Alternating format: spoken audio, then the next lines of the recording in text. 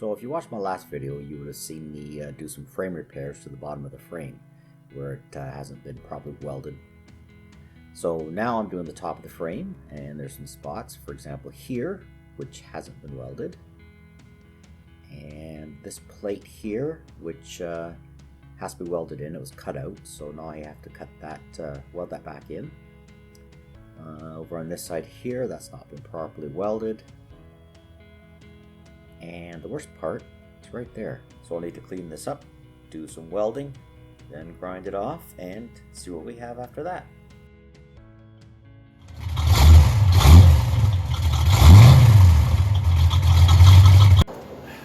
Okay, let's do some welding.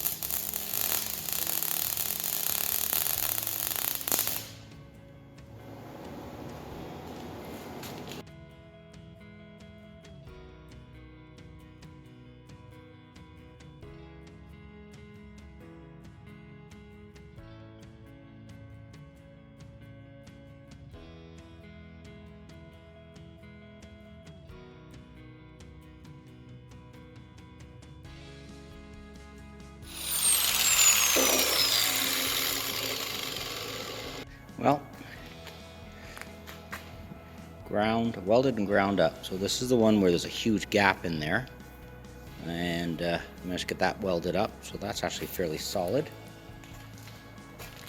This one here just needed a few touch-ups up here. Again, none of this is pretty, especially this.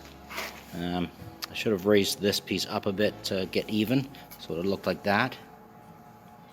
But it is in there and it is solid. So that's all that matters. If I get fussy about it, I can get some body filler, put some body filler in there. Up here, got that again, not pretty, but then it wasn't pretty to begin with. Got that piece there. And I found another one here, which I just tacked up. Haven't ground that off yet. May or may not. It's hard to get a grinder in there. But yeah, I think I'll maybe get the plasma cutter out. I'm trying to cut these brackets off for the 4-link, which I'm not using the plasma cutters. Plasma cutters aren't as easy as everybody thinks they are. You have to have a good ground, you have to have good connection. The stuff gets really, really hot, and blows on, blows off. There are specific settings, but I don't know this one that well, so I get it set at 35. I don't know what the air pressure is. There's no regulator, so it is what it is. So I'll keep trying. I've done some stuff here.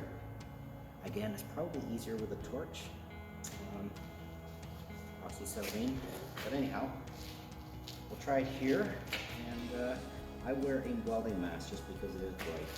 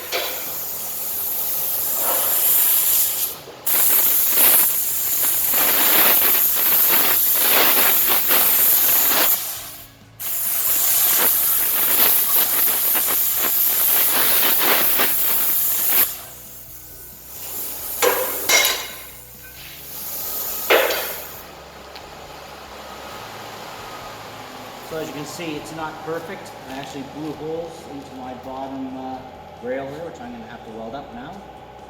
I still got to figure out how to get this off. I think I'll do something different on the other side.